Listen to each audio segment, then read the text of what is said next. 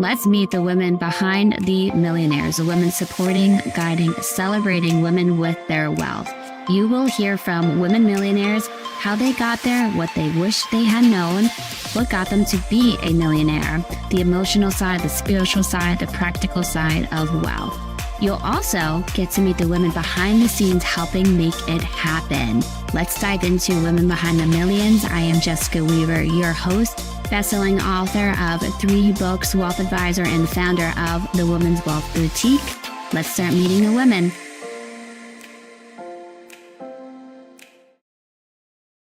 Hello, money queens. I feel like Ellen as I'm dancing to the intro for the show here.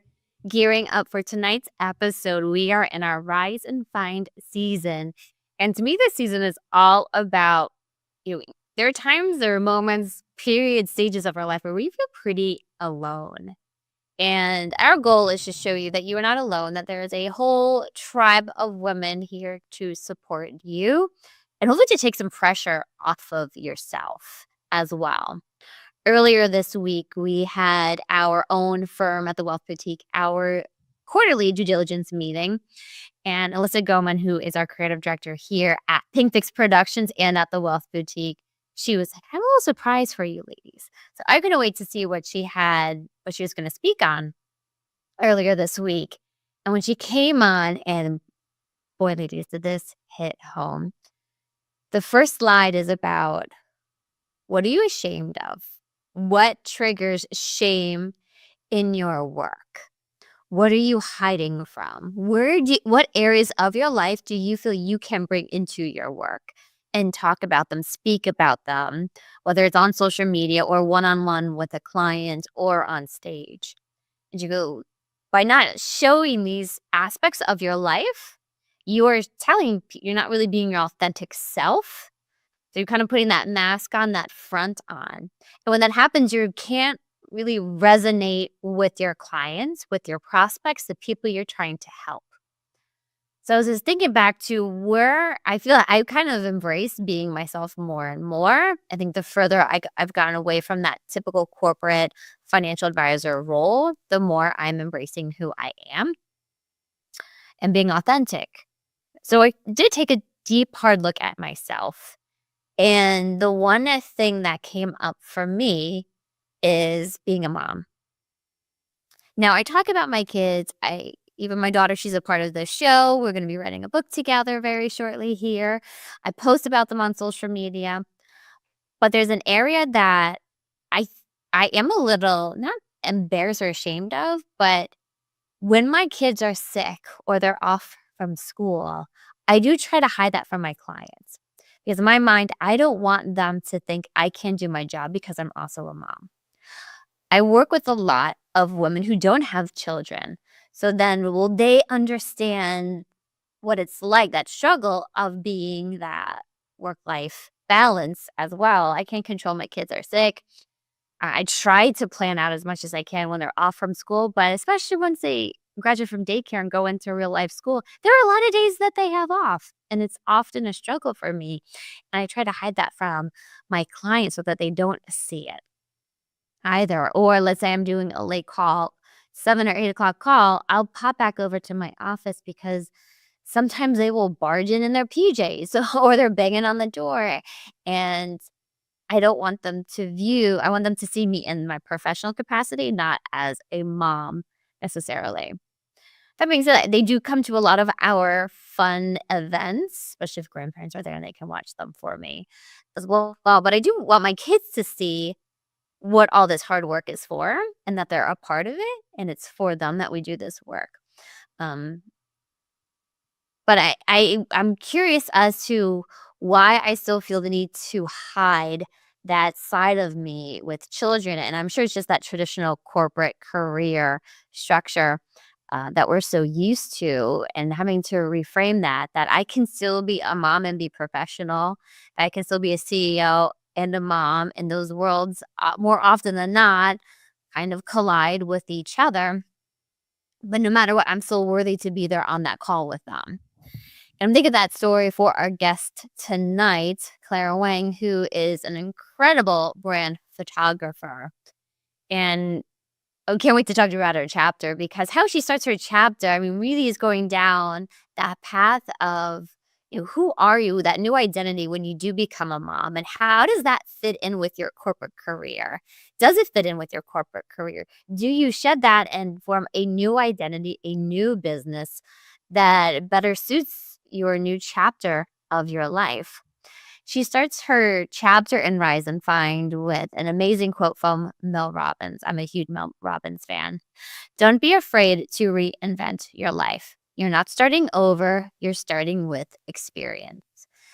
Mel Robbins, I read several of her books, and I remember one of her books talking about, what is it, the high five one, right? The high five habit. When, her world was falling apart, she had this new TV show, COVID hit, like all these things started to getting canceled, her speaking engagements, right? And so many people, that's it, throwing in the towel, not Mel Robbins, and not the viewers of the show, the women in our community, right? We are reinventing ourselves. If it's not this way, then we're pivoting and we're adapting. And what is the famous Darwin quote where it's not the smartest who survive, it's not the strongest, it's the most adaptable. And ladies, if women are anything, we are adaptable. We are very adaptable human beings. So let's see here. Clara Wang is your brand photographer and go-to visual content partner for women-owned product brands. She knows her niche. It is incredible. Her specialty is helping brands level up the visual marketing game by creating a brand image library that shines the light their craft and trade, and also capturing brand photos that tells both the story, product story, and founder story, intertwining both of those.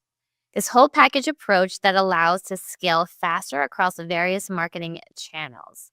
More importantly, it allows these women business owners to show up confidently with the mindset of a CEO, connect with their audience meaningfully, and stand out amongst the crowd. Because brand is really about your audience, what they perceive about your business, and how you make them feel. But also, women deserve to run successful businesses, most successful incomes, no matter what stage of their lives they are in. And it is time to break the mold. Amen, ladies. Amen, sisters. So let's bring here Clara Wang. Hello, Clara. Welcome to Women Behind the Millions. Hi, Jessica. Thank you so much for having me here. It's such a privilege to be part of this whole Rise and Find community. So I'm super excited and thank you for having me here. Thank you for being a part of it. Your incredible chapter, for being so vulnerable in your chapter, as Brene Brown says. That is the most courageous thing somebody can do, is to be vulnerable. Before we get into your chapter too much, I do want to do a quick promo video of what Rise and Find is. As women, we wear many hats: mother, professional, partner, leader. But what if we didn't have to fit into a box? Introducing Rise and Find, an ambitious woman's guide to building her dream life. A powerful new anthology written by 13 inspiring women who have dared to dream bigger, push boundaries, and break free from limitations. Inside these pages, you'll find actionable advice on everything from personal growth and financial wellness to career advancement and self-care, all from the women who have mastered their fields.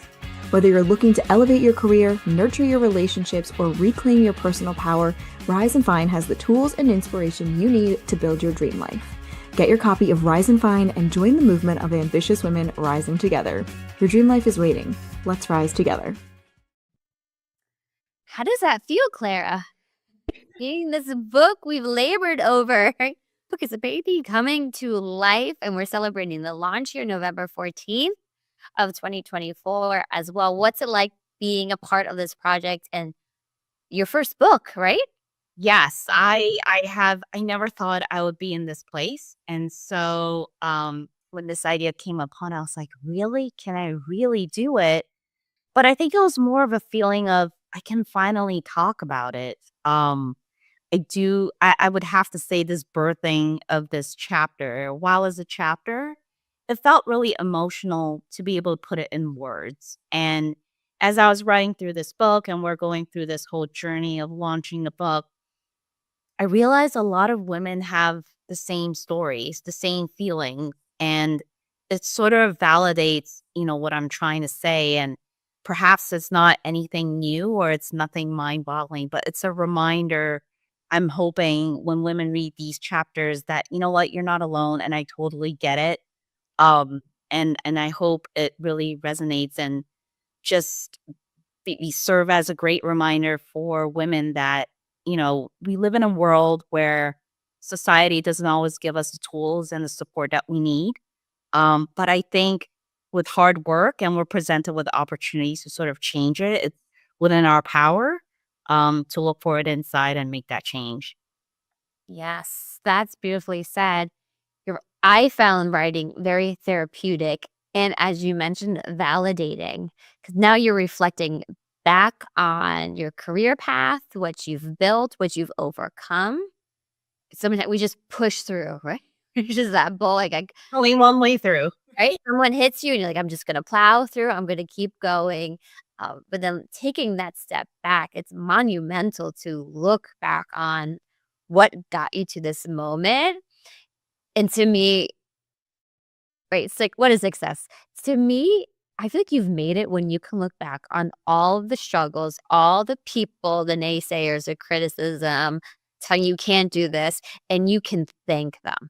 That is my version of success, and that you've made it be right. You become thankful for those journeys. Even people who've overcome severe illnesses or car crash, right? And they're thankful because they grew so much as a person through that. And now they're a huge advocate for it, or they're giving back in greater ways. They're stronger, they're more resilient than ever for it too. So I could see that validation, as you mentioned before, Claire, very much so. Now, your chapter, I was so excited to dive into your chapter because I love branding. I love everything branding. I love a good photo shoot, and your photo shoots are beautiful. Everybody needs to follow Clara on Instagram, on social media. We'll give you those plugs. Do not worry. For you. But I was very surprised, Clara, when we start with you being a mom. With that's kind of our journey into this as well. And you have amazing, amazing quotes in your chapter. Your children are the attraction, not the distraction. That is a powerful quote. They are the attraction, not a distraction. And I think of the story I shared earlier of, feeling shameful that sometimes my kids come with me to work and I'm trying to hide them from my client calls and whatnot. But then I look at how much being a mom has made me a better advisor for it too. And you also mentioned, I love this one, director of operations at the circus. I'm glad you got it. There. So take us into the moment where you start your chapter, which a very pivotal moment in your life where you're at a bar with your coworkers and you just had your first child, correct? Yeah, the second child, actually. Yep. Second child. Yeah, that's that moment where like, what can I handle? I'm got capacity at work and at home as well. So take us to that moment in your career. So it starts off as just a regular night. I decided to go to this party. It was an ex coworker get together kind of a thing. It was in the city. And, back in the day, I used to be one of those young, single, corporate ladder climbing, go getter. And I was always the one that volunteered for myself. And, I was the one that got promoted quickly. And I was a few female in a sea of men, doing everything that I possibly can. And in my academic days, I was the one that was always thriving. I was on the dean's list. I was all that. Um, and I held on to that a lot as who I identified myself as. I am the blah title. I work for a blah company. And then when I attended this event, I forgot, maybe for a night I could just forget that I was a mom. Mm, Um, sure. but I don't know why. Kind of like what you were saying, like why should I forget it? It has already become part of me, but I felt almost like I had to hide it. No, no, I'm still at the same with you guys. I still have my titles and all that. And so when I was asked what I do from an ex-coworker standing there. I still have that dress that I talk about in the story, that itchy maternity dress. I felt like the heat, that guilt and shame. And I said, I'm the director of circus and I'm glad you got it. I don't think he got it. He was like, wait, He's not a mom, that's why. animals? What's going on? Um, my humor fell flat, obviously, with him, but it was I suddenly felt like, wait, so I can't be both. Like, is this it? Like, is being a mom the end of my story after all the hard work that I've done? Like, what do I do with that? Am I nobody now? Like, nobody is excited to talk to me. Nobody wants to know what I'm doing. Um, nobody cares about the color of the poop of my kids, right? Because at that time it was like what was surrounding in my brain. So that feeling still till today stays with me. And when I have conversations with a lot of women, they always talk about their career as like a past life. In my past life, I was so and so in the corporate world. Um, but it's almost like, it's not over. It kind of made you what you are today. It brought you to this point. You had to have that experience to be the person who you are today. And I think when we were younger, all we really wanted to label ourselves was what we do, but not as our personal lives, if that makes any sense.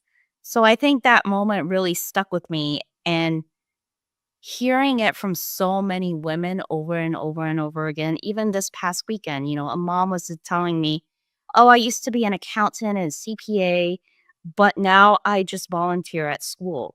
But is that a bad thing? That's great that you can volunteer at school and you probably have the skills to be able to do that from your past career, as you so say it. So I just feel like women should be proud of all the experiences they've accumulated. Yeah, they're still building the resume. Yeah. Whether you're being it's not the non-working spouse because they're still working. They're still raising the kids, managing the household, doctor's appointments, and everything. We'll call them a non-compensated spouse because they're not getting compensated to do all of that. But it's still adding things to your expertise, your resume, your experiences, your skill sets. Are they still growing just in a different manner for it too? And I love in your chapter how much you talk about the pressures of being a mom, the pressures of working the corporate ladder, and how fearful women are to take a pause in between or feel like it's a sacrifice that they have to do versus kind of embarking, knowing this is where I'm at right now and things ebb and flow as they do in life, right? Energy ebbs and flows, opportunities, money, all of it for it too. And you mentioned there's so many amazing statistics in there. So you started your career in HR. Is that right, Clara? In hospitality. In hospitality. Okay. So take us through that. You're in hospitality, you're working the corporate ladder, and then you meet your now husband. Yes. I got in your mind, you're getting married, you're having kids. Were you in your mind, did you always think you were gonna work? I always thought I was going to work. Like having kids was only a thought that came after we got married. Um, I always knew I wanted to climb that ladder and get that title and get that office and have that team. I don't think it really occurred to me because, let's face it, when you're single, you're freshly out of college, you're living the life in New York City, like you don't think too much farther than living the life as like a thriving, you know, um city life person. And then when you get married, it was like the nice thing that you had a partner to be with you and all that, but no one no one prepares you for what comes when you become a parent. Like all of a sudden, you are responsible for so many things that you don't even know how to do. There's no SOP for it. There's no manual for it. Yes, you can figure things out, but that emotional burden, that emotional task list that runs through your head just doesn't end. Even as an entrepreneur, when you start it, it's not just about the parenting, it's about the business, and then it's about the kids. Are you doing too little? Are people going to judge you for it? So it's just a constant flow of mental lists and judgment that you give to yourself. Yes, I recently heard we're still handling majority, 90% of the mental load of the parents. Yeah. And I'm grateful that we have in Rise and Find a book on the equitable distribution of parenting. And a quick example, I was in California. I live in New Jersey, and I get an email from my daughter's parent-teacher conference. Right, Clara? I need to schedule it. So I schedule it on Pacific Standard Time. I go to the school today. They're like, we have you at 1:30, not 10:30. I'm like, but my calendar says 10:30. And I look, Pacific Standard Time. Now, earlier today, I said to my husband, I got that parent-teacher conference with my daughter's teacher. Any questions you have for her? No. It's like, Yeah. so just I totally can. schedule it to meet with him to think, what do we need to ask her and whatnot. And it's nothing against him being a father. It's just that's what an everyday example of a mental load women face. And I'm so grateful that you put it out there in this book, Clara, because we do feel very alone in those moments as moms. Yeah, it's like that meme that keeps going around on TikTok. People are like, you don't have to do everything. You don't have to balance everything, but you kind of do. It's nice to feel like, okay, I can take one step at a time. I can, I have the ability to take it easy, but you actually don't, because so many things take so many plannings, like even to go out on a date night. Like, who arranges the sitter, right? Who thinks about what time to get the sitter to come so she comes. Dinner for the sitter and for the quiz. Exactly. But I mean, don't get me wrong, I'm very fortunate. I have a husband who's very supportive and everything I choose to do. But that guilt, I feel like, is almost a societal, cultural, very binary thinking that's been instilled in all of us. I don't think it's specifically anyone's fault. It's just the way society has been nurtured into. So, when you're a mom, you're supposed to do all the mom things. You can't be thinking about other things. But if you decide you're going to work and leave your kids and have somebody else take care of the childcare situation, then, oh, you're not doing enough as a mom, or you are taking time off of work to be with your kids because your kids are sick, then you're not dedicated enough to your job. It's like all these judgments and labels. It's like, we don't make that choice. We don't have the choice to make any of those decisions. It's just kind of instilled onto us. And again, I just keep saying in my book, the math just doesn't add up. And it's a little frustrating that in this day and age, we still face with these situations. But I like to view at it as is, especially with all the work that I do, and what I'm trying to do is help women sort of stand out in their own circle and let them know you have that inner strength, that inner resilience to just go for what you want to do. You can be the mom and have dreams. Like, you're allowed to do that. You don't have to just have the mom thing and not be allowed to dream. But it just means that we women have a lot more work ahead of us to break this mold, to break down this binary thinking, and hopefully it gets better for our future generations. Because at the end of the day, we're doing all of this so our children don't have to go through some of the challenges that we have, hopefully. Sorry, very long-winded answer.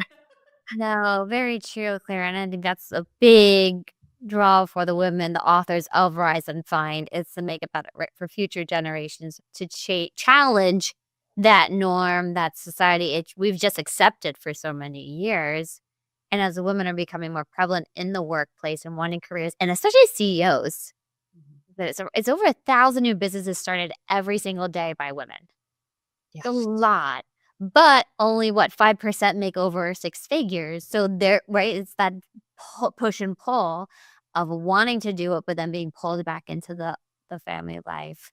Yeah. Ask you, Clara, about the decision to not go back to work after your second child for that period of time. What were those conversations like with your husband? You know, again, I love my husband. I'm fortunate that he is the sole breadwinner of the family. So I get to make these decisions whether I want to be a stay-home parent or continue working and so on and so forth. So I know not many women or families are in this situation where they can have that financial flexibility, but I did. Um, but there really wasn't a discussion because of the way childcare is so expensive. Um, you talk about the CEO, the women CEOs who make six figures.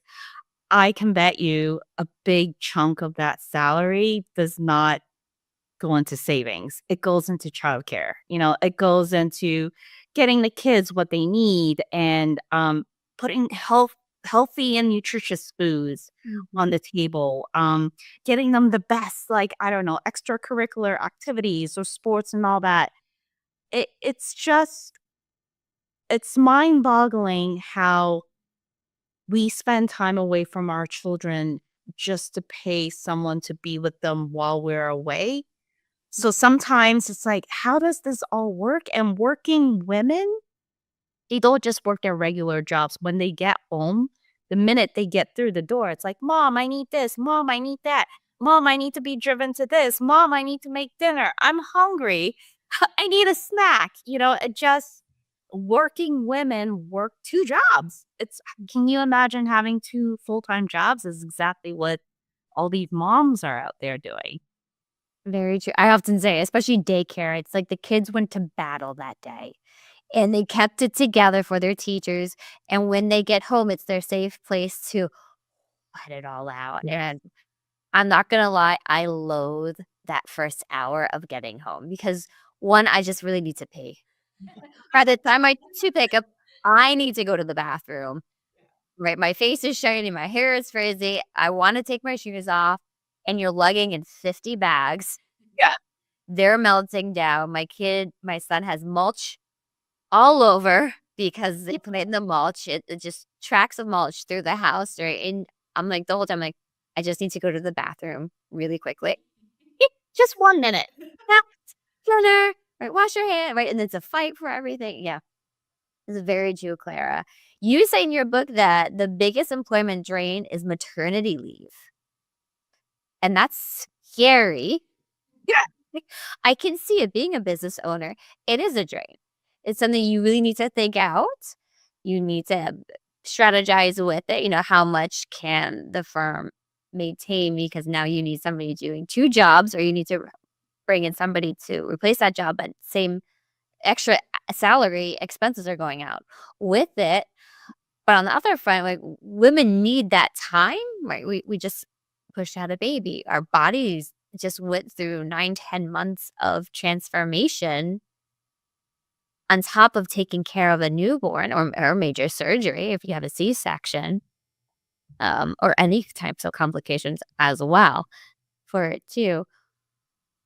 And then you say paid leave is in 178 countries, but not ours, not in the United States, which blows my mind. With Doesn't it blow your mind? It's crazy. the United States, I know women in business with wealth, right? Women CEOs, like, we're further ahead than most countries, but the fact that it's not being prioritized, even paternity leave, right? That needs to be brought up to give the women some help and support at home.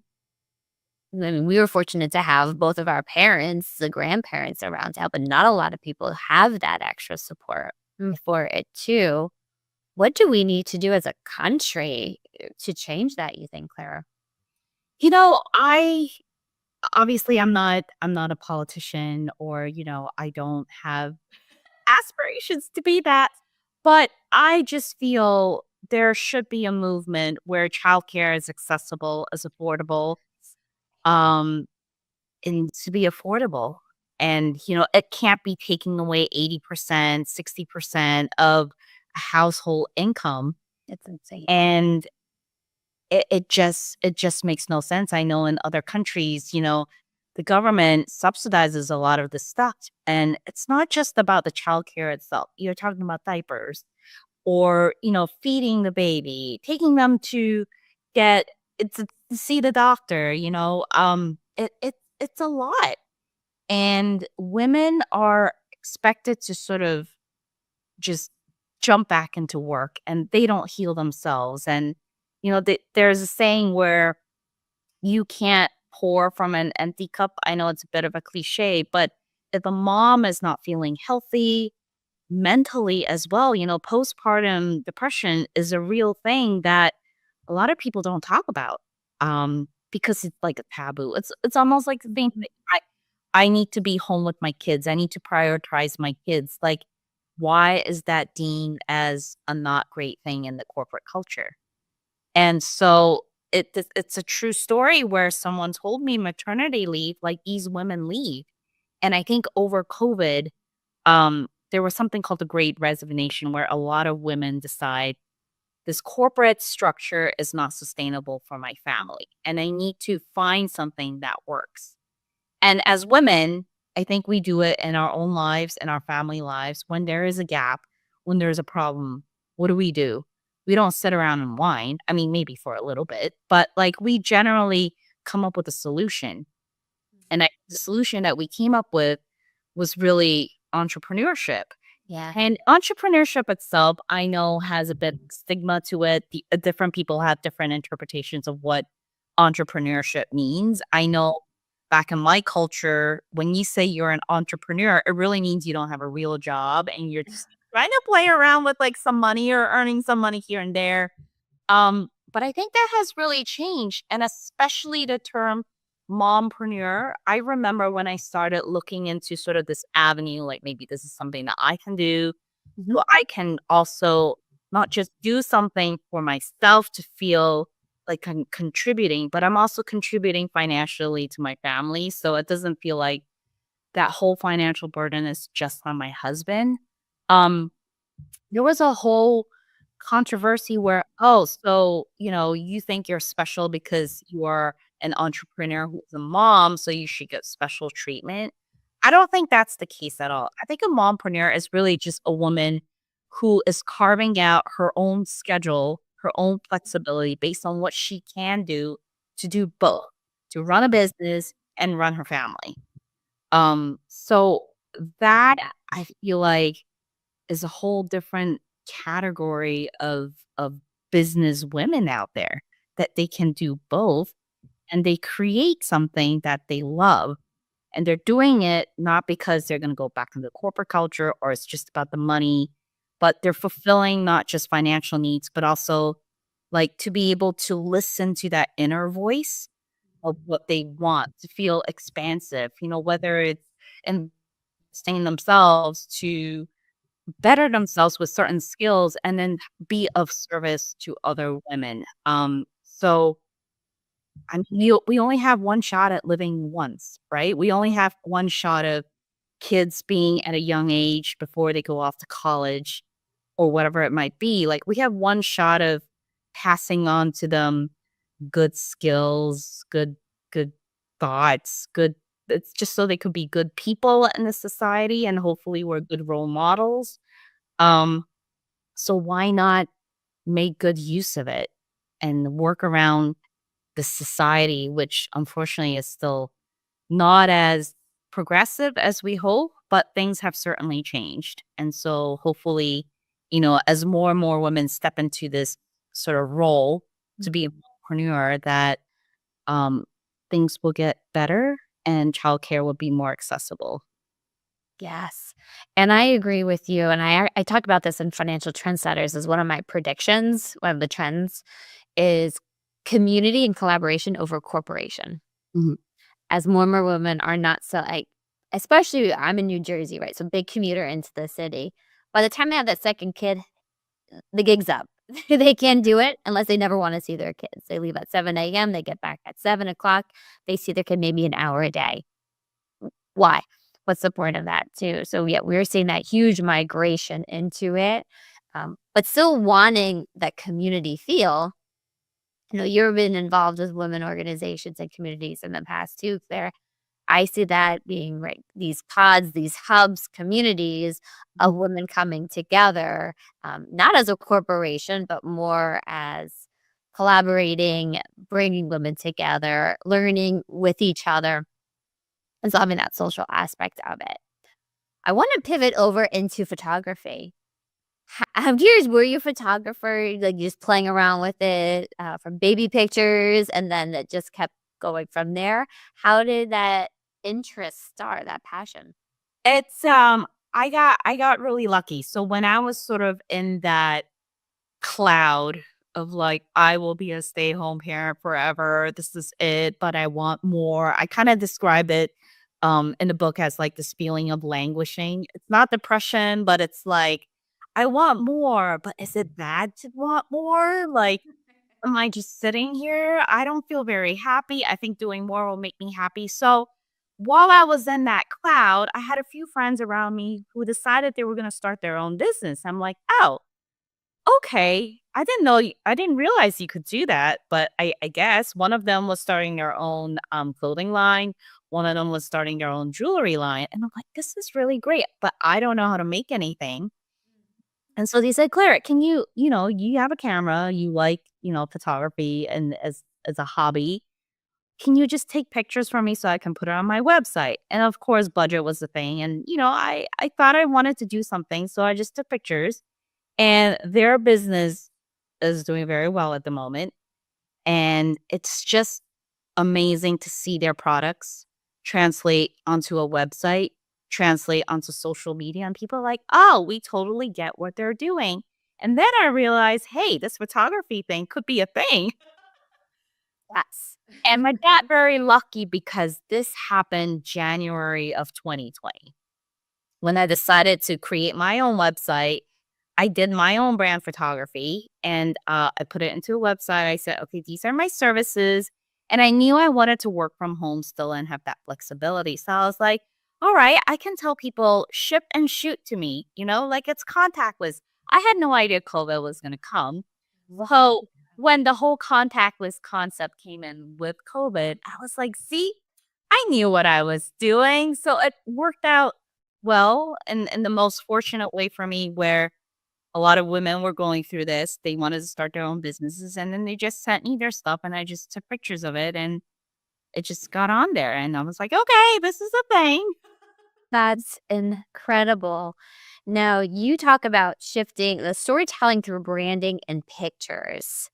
So it sounds like you have a process, you have a strategy behind that. How can, if our viewers, a lot of our viewers are women business owners, how can they start taking that into account when they're looking at what they're putting out there to the world? So, very good question. I always tell my clients, this brand, these pictures are not about you. It's really about marketing your story and your services and what difference or what challenge your services or your product is going to solve for your audience. This is why when I came upon this whole idea of Ikigai, which is something I mentioned in the book as well, which is a concept, a Japanese concept about finding the key to live a happier and longer life. Yes.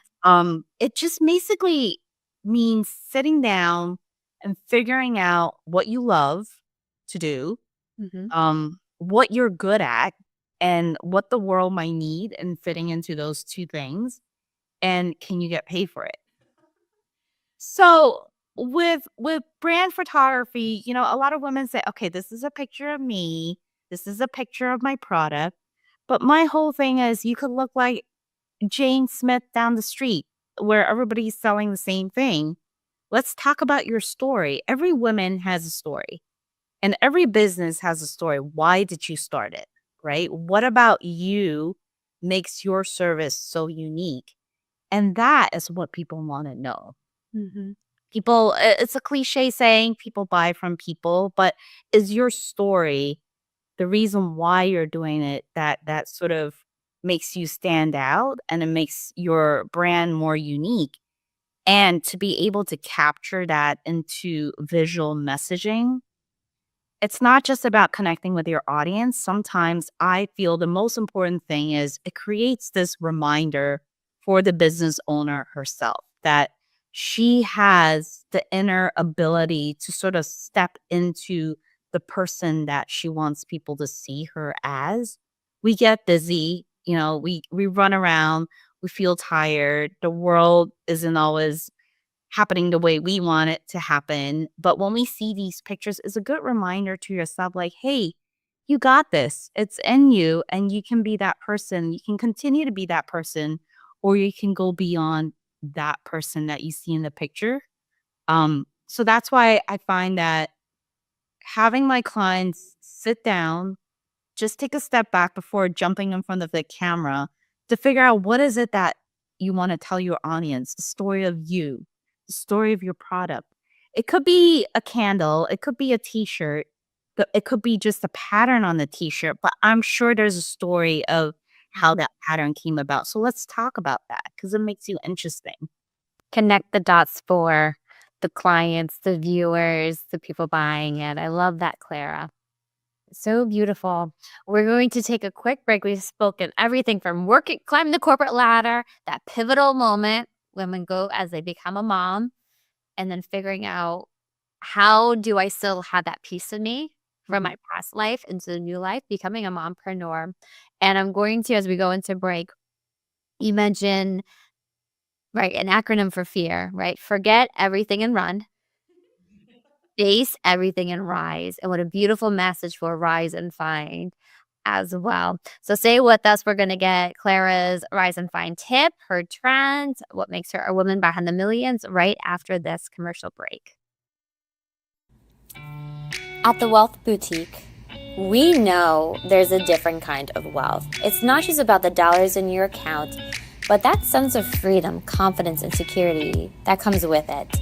We know that money isn't just about the math. It's so deeply intertwined with your emotions and values, aspirations. And it's your time. For too damn long, society has whispered in your ear, planting seeds of shame, guilt, greed, embarrassment around money. But here we say and do something different. We give you permission to be who you are meant to be, to spend where it feels good, and to invest where your heart is. Our female-focused team of advisors understands the unique financial journeys of women, couples, and their families. We're not here to just talk numbers. We're here to help you craft your own financial triumph story, one that reflects your goals and values. We open up our arms at the Wealth Boutique to guide you, be your confidant, your advocate, your ally, whether it's your retirement, financial plan, or estate plan. Let's craft your unique story and get started. All right, we are back with Clara Wang on Women Behind the Millions. And Clara, it's that time of the show where we're going to ask you, what is your rise and find tip, strategy? What is that go-to move that you tell mompreneurs, women business owners? What would you say, Clara? I would say take time to listen to that inner voice. Everyone has an inner voice. That inner voice could be quite mean to you sometimes. That inner voice could say, no, you can't do it. Like, who do you think you are? You're not qualified to do any of that. But listen to that. And then listen to that inner wanting to thrive, to expand, and lean into it. Because, again, we only have one shot at living. So I think figuring out your story is super important. Some people are like, I don't have a story. I'm just boring. I became a mom and then now I want to do something because I like to do it. Well, let's figure out a story and figure out what a beautiful medley you are with all the different titles you have. Your past titles, your present titles, the future titles, mom, wife, grandmother, CEO, past corporate titles. And it combines into who you are presently and who you can be in the future. But also, one most important thing is to find like women and get together and say out loud, share your ideas, right? Like, I think when you find that support system, it could be audacious. It could be people could think you're completely crazy, but I think there's something about saying it out loud and then manifesting it, and then it kind of just opens up your mind, your heart, and opportunities for it to happen, to actually happen. Yes. And you don't realize when you start to speak it out loud how many people who can help you with that opportunity, with that idea, that goal. And it's amazing, right? That synergy of it all coming together. You said, was it melody? I love that. It made me think of harmony, right? And how Yeah. you live in harmony. Yep. Um, Interesting. You said the right two voices. You do have that critter part of your brain, Hmm. and we can't just cut that out. It's always gonna be there, but where is it coming from Yeah. before we validate it, right? Is it true? Is it not true? Where is it coming from? And then there's is that pull, that inner pull that you have that's bringing you to something bigger and greater, and speaking it out loud. Amazing, Clara. How about the trend? What is your rise and find trend? What are you noticing with these mompreneurs that you're working with? I think people in general are starting to realize visual marketing is so important. I think people remember things more visually when they see Mhm. something versus reading something. Um, but communication is so important. It has to be clear, it has to be simple, but also communication that feels like themselves. We use the word authentic a lot, and, it could be an overused word, but authentic also means feeling confident of what you're offering. So when you feel confident, you feel seen, you feel like you belong in a seat at the table. Mm. I think is a challenge that a lot of mompreneurs face is that, oh, I'm just a mompreneur. I'm just a mom. I'm just an entrepreneur, just a small business owner. But also I think a lot of women are starting to realize that they don't have to look like everybody else. Their branding doesn't have to be cookie cutter where all these sales coaches and business coaches are telling you you have to do step 1 through 10 and you have to start from the top and work through. It doesn't always necessarily be that way. Who said that it had to be that way? Right? So women are becoming braver and more courageous to show up as who they feel confident and comfortable with portraying. Yes. Yes, I can see that confidence rising, especially when you're surrounded with like-minded women. If you're in the wrong group of people, you will not get that confidence. It's gonna be very hard. It's gonna take you a lot longer. But when you are in that right supportive, empowering group, it's amazing how much you're gonna flourish. And then start to speak things out loud to people, Yeah. as you said, before, Claire. Oh, beautiful. Beautiful. Well, we have one more question for you today. What makes you a woman behind the millions? That face and that voice. I think what makes me a woman behind the millions is that I can offer the support. My work captures women's stories, and it will be a reminder to them of how great they can be. And, self doubt, imposter syndrome, all that stuff doesn't go away. It's just how you deal with it. Some days are better, some days aren't. It will always be there. Balancing the mom life, the entrepreneur life will never be easy, but it will always be there. But it's possible. It could be challenging, but I think my work will help them remind themselves, I know what I'm doing. I have the experience. I have the skill set. Um, and that I can do this. And I don't have to check off other people's boxes. I can create my own boxes. And that's the whole gist of the reinvention of a mompreneur. They're reinventing themselves, but they're not starting from zero. Yes. Amen, Clara. Very nicely said. Beautifully said. It's true. And if it working with you gives them that confidence boost as well, especially when you can see your product and that beautiful visual and then attaching the why statement to it, remembering that passion, that fire that lights you up to talk about it. We don't share things if we're not proud of it. And having that visual that makes you remember why you're so proud of what you created is huge for it too. So thank you, Clara, so much for being part of Rise and Find, for being on the show today on Women Behind the Millions. Where can our viewers and listeners find you, Clara? The best way is to follow me on social media. My Instagram handle is Clara Wang Photography. You can also follow my work and see some of the stuff that I've done on my website, which is clarawangphotography.com. Beautiful. And remember, as Mel Robbins says, you are not starting over, you're starting with experience, which is to bring that experience with you. Well, stay tuned. I'm going to do a recap of today's show and also talk about one of the biggest money sabotages I see for these mompreneurs and women business owners, executives as well, and how to overcome it, because we don't want the money to be a detriment to your growth. We want it to thrive with you in your business as well. So stay with us. We will be right back. At Pinkfix Production, your story matters, your voice matters, you matter. It is a privilege to hear your story because of the truth behind it. But it also takes a courageous woman to be bold enough to tell their story, knowing some will judge you, but most, yes, most, will applaud you. We want you to step into being a thought leader and making change in this world, because let's face it, lady, you won't feel satisfied until you make your mark on the world. We accomplish this through several forms of media: podcasts, book publishing, magazines, TV shows, and events. We take you through our 5-step proven process to becoming a thought leader.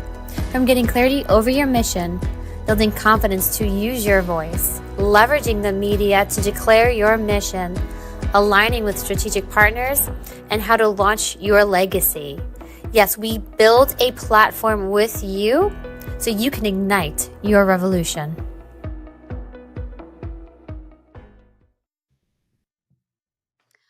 All right. I'm so glad Clara Wang was so vulnerable with us today, talking about that mental load as new moms we have, and it doesn't end, right? We just become more and more adaptable to it as well. And I know, looking back, like, what did I do with all that free time? Well, you still filled it with things. It just was a lot of different things. Maybe some extra napping in there as well. I want to share with you something that I've been noticing, and we've started to work with as new clients, quite a few doctors, nurses. We just had a new one come on as well. And a big trend is them not showing up for themselves. And we can see it happening. We try to proactively prevent it from happening. We give them heart healing sessions with Alyssa Goldman, but all the time they miss meetings, they're late, they don't get their homework done, and like I'm just so busy. And I'm guilty of this too. I've been working with one of our investment analysts on my own investment account. He's like, "Did you see the proposal I sent you?" I'm like, "I saw it in my inbox. Did I go through it yet?" No, because something from work came up. So I get it. And that's why you need to lean on us during those times. And the biggest thing that we see happening is lazy money in their portfolios. And I've spoken about this in the past. So money that's not being managed, money sitting in cash. Let's see, old retirement accounts, 401ks, IRAs, not being managed either. So one of the first steps we do is let's get that lazy money working for you. We're going to identify your goals. Look at what risks are there to your money right now, and how can we build into the investment plan buffers there? Can we manage, can we protect, can we mitigate them with different vehicles for it as well, too. And then we're going to do kind of that investment alignment, right? That harmony, that synergy that we spoke about with Clara, comes into your money as well. So for this woman that I met with last night, she already had 3 buckets of lazy money set up. So one, we're rerouting that money and doing her investment alignment. We're looking at one bucket and how can we give her guaranteed income for life with some extra income if she needs some long-term care help. There's a 70% chance she will need it, so let's build that in as well. And then for her third bucket, now she's adding money to it. Let's optimize that money that's being added to it and get it in that right investment mix for her at her stage of life, really close to retirement, not taking on too much risk either. So that session was like a power hour, just helped her to get really refocused. And that's my goal for you, for women business owners. You're doing so many things. We can take that load off of you so you don't feel so overwhelmed going through it and knowing that your money's working as hard as you're working, because I know you're working really hard. So you can find us at thewealthboutique.com or at Pink Fix My Money or at Women's Wealth Boutique. Reach out to us. We'll get that money working for you. And we cannot wait to see you on our next episode of Women Behind the Millions. Hey, money queens, looking to get your wealth to that next level, 7, 8, 9 figures? Follow us on Instagram at Pink Fix My Money and at Women's Wealth Boutique for more millionaire money tips.